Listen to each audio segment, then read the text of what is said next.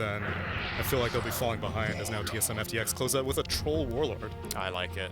Is something of... It's more comfortable for a former carry player to play an offlaner like LC. Troll, he's not going to be having a good time whatsoever as a result of that. Definitely a rough game for him, and I mean, he's had a rough time being on EG in general. A lot of it has to do with the fact that he obviously can't get a visa to get into the US, as Jerax is going to get taken out, so that's first blood the way of Saberlight, tied to a battle pass. But let's talk about the Troll, by the way. Tomato playing Troll Warlord. This is a hero that it had a lot of success about a year ago, and then it just dropped off a freaking cliff as Saberlight going to be taken out in the top lane. So they end up getting the trade eventually. In bottom lane, Nightfall continuing to get chased by Moon Meander. Auto thinks. Yeah, as we're going to see a cask up top, trying to take out Saberlight yet again. And it's looking like it might be successful, but Moon Meander has made his way down here. He's going to focus on Jerax for now, but Saberlight's going to go down first, so it still ends up being a 1-for-1 in favor of EG. As you can see, Crit kind of separating here from Arteezy, but looks like they'll get as expected, along with maybe Underlord or something like that. But with these like Yule Scepters, just anything to kite, is there like a type of lineup? We're going to see a coil actually used in the mid lane, and looks like this might be a kill, and indeed it is. So Bryle takes a tumble. Very big kill there for EG. They might lose Jerax again, but again, support for the mid essentially across the board. It feels like a lot of games we see that even if Troll gets a ton of farm, he just gets kited, like late game, when people get Yule Scepters, when they get like just any item that feels like a Force Staff, literally anything to kite this hero. I'm kind of with you. I don't like it that much by design because it takes away agency from you as a player in a way, right?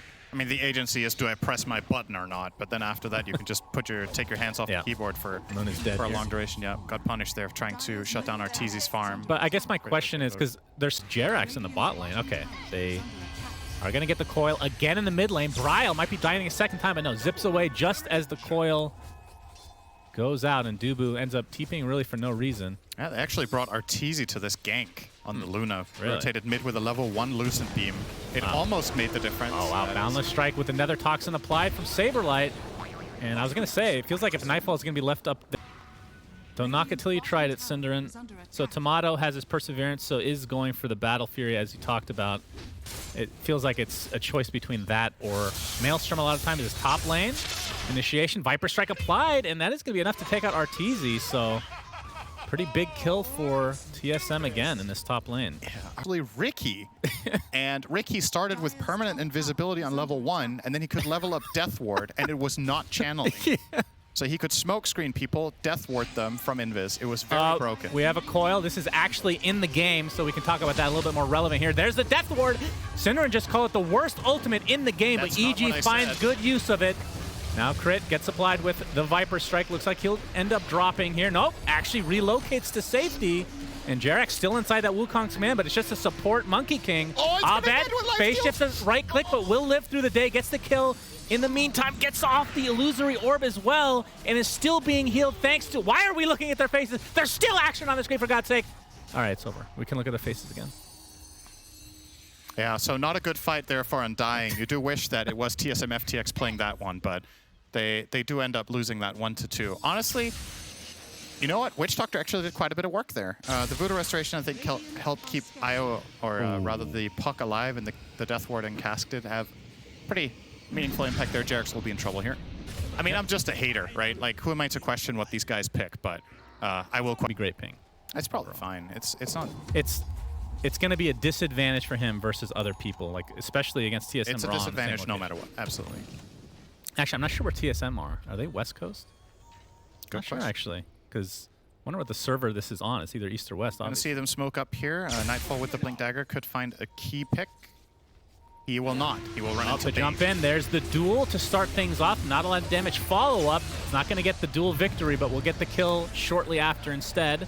And that's going to be a buyback now onto Dubu. As we have the Eclipse come out from Arteezy with the BKB activated. He's actually using it just to run away. Looks like Jerax is going to be the sacrificial lamb here. So it ends up being a 1-for-1 with the buyback for TSM and EG on full retreat mode. Wait on that for the next item, I suppose. I mean, does that surprise you considering... I mean, I guess he bought the Mithril Hammer before the Aegis was picked up, so...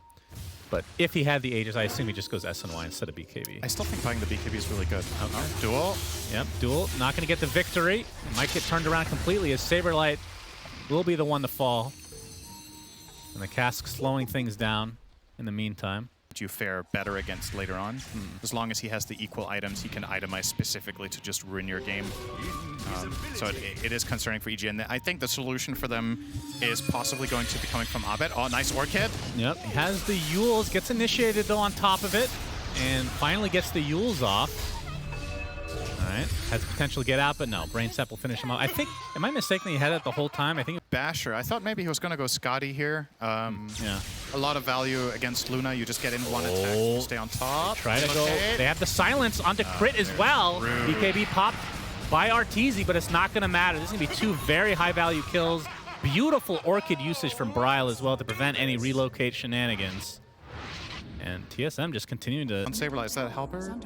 No, Sanjin Yasha on Viper. Interesting choice. So even more hard-hitting. They are really scaling. That's interesting. They are actually... They're kind of pulling off a tricore here, right? Like Viper is going damage items aside from the urn, going Dragonlance Sanjin Yasha. You have the Storm scale. Oh, we have the duel come out, but not a whole lot of damage to follow up. In fact, this duel victory might go the way of TSM. Tomato ends up crushing everybody in his wake, pops that ult at the last moment, focusing on Arteezy, but range form is not going to get it done. Looks like Arteezy should be able to get out, along with the rest of his teammates. TSM, they lose the Monkey King, but that is just a support. The tier 2 tower will fall as a result now. Oh, that's actually a really good death ward from Jerax, but he's going to be stuck all by his lonesome. Bryle completely out of mana, but they're going to be able to clean up Arteezy, and this is looking big time in favor of TSM. They do lose the Storm Spirit, though, as Saberlight not able to find any more. So EG gets something. You see, Tomato wasn't even pressured to use ult right away. He's just holding it, chilling for a bit, and then he uses it afterwards. That goes to show like how far that jump was from being successful. If you want to blink duel the troll here, the Luna as well as Puck actually have to be in range immediately to get off that burst. Yeah, I mean, their saving grace is just getting that kill on Bryle, though. Yeah, really. Just narrowly. That kind of saved it. It still wasn't great, but... Yeah, this obviously not a good start for EG, but brilliant start for TSM, and they're starting to pull away with this. 11K net worth lead. The next Roshan, we won't know for another 40 seconds when he spawns, but obviously with a Troll Warlord, he can literally solo that at any point. Moon Meander. Good pick. All right, that's going to be a dual victory. So Nightfall, I believe that's his first one, if I'm not mistaken. Both. He has the pseudo BKB with the shard. The shard, kind of. All right, Saberlight. Yep, EG trying to force TSM out. They're going to have to coil a support Bane. And it's going to be a struggle to even get that one, as there's the zip in from Bryle. They're going to focus on the Legion Commander to start things out. They'll find him. Buy back onto the Bane, who just fell as well. I can't speak English right now, so it's just so exciting. He falled all over the place. Jerax gets off a nice cast, but going to get brought down by Tomato. And Tomato does have that Scotty. He changed away from that Basher, and you just saw it there. Yeah, that's... He can stick on target. Viper's goal is to get targeted and not die, but tank as much as possible. And if you don't go on him, he's a carry, right? It's pretty tricky. Abed, Scotty. He used a lot of his utility, and that's going to mean a death for Abed. Nice rotation from TSM, kind of setting that trap. Oh, wait, Tomato gets the shard, right? We've seen this before. I would love to see it again. Give the shard to Viper, in my opinion. Yeah, Viper's is pretty god tier. Oh, he is starting it up on Troll. He's going to... Hell yeah! Second time we see it. I guess Rampage for his teammates is really good, right? More status resist, yeah, depending more on attack the form. speed. As bottom lane, we have some action. Arteezy takes a bit of damage. There's the grip from Dubu. He's going to get dueled, so that's a cancellation now. Focusing on Saberlight, but Bryle has come to play as well, and Arteezy completely deleted from the map. Still the Aegis to work with. Jerax gets a cheeky kill on the tower, it looks like, but will fall shortly after here. So a 4-0 TSM on a completely different level here. But yeah, let's theorize. As the 20K lead is pretty, it feels insurmountable. And this time they will find the kill on to crit. And that Aegis is still online for 2 minutes, so it's not like they have plenty of time to work with as well. Oh, there's the duel. Wow. Barely gets the duel victory on a Bane. With help. Yeah, with help, true. Oh, all right, Jared. Oh, Tomato, he ulted, or was that a Rampage? They have the exact same sound cue. Yeah, that should probably be changed too. That was Rampage. I think My guess is they add. They're just trying it out, you know, just beta testing it for. Nobody else is buying it. All right, that's the Rampage, I believe. I believe you're right. That gives them the attack speed when they're in range form, so that's nice. EG trying to posture on the other side here, but Saberlight, or I should say Nightfall, is going to get caught out, and BKB from Brile not even needed, but regardless, EG at the disadvantage again. So that's 2 set of racks now in TSM's favor. Jerax caught off guard. And EG, I mean, I guess they're still... Right? But he did go for the Basher first and then into Swift Blink. And either order is obviously completely fine. They here. passed right by each other there. Yep. All right. They find the Storm, but not able to get anything off there. And it looks like poor Abed gets dropped to his knees, but does have buybacks, so they still want to fight. 27,000 net worth lead for TSM right now. Last hurrah here for EG. They buy back their puck and they take the enemy. So a lot of time for... Based on this single potential. game, there is a difference in quality between these two teams, but I also do want to see a different strategy from EG. You know, Tomato wants to continue to chase as Jerax is going to get picked off by Brile, who's trying to focus on Io instead.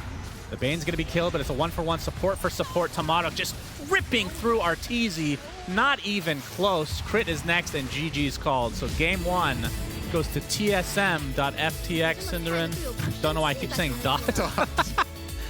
Just makes it easier Brile to is say, maybe. thrilled with the victory. All right, Duba smile. That's Yeah, he's that'll a do. little bit more happy, yeah. But That'll do. game 1 in extremely convincing fashion. I'm not sure if you were expecting. This felt like more of the same from the tiebreakers. Yeah, I had my concerns with EG's strategy here and the way they put their lanes, and it didn't really give them the entry into the mid game that they were looking for. And I think the easiest way to summarize this game is just EG's inability to initiate fights on their own terms, right? Like, even if they do open them with this puck or the Legion